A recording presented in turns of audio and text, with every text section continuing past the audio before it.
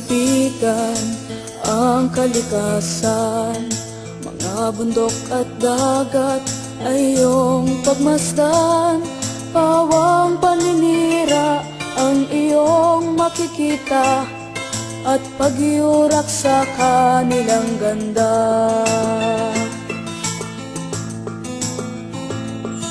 Ikaw na Pilipino, anong gagawin mo upang matigil ang paninirang ito? Huwag ipagwalang bahala ang inang kalikasan, pagkat ito'y ating kinabukasan.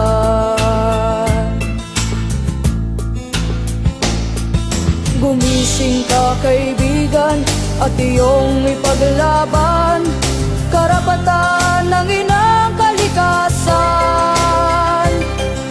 Pigilan ang mga ganit na hayagang gumagahasa sa kabundukan.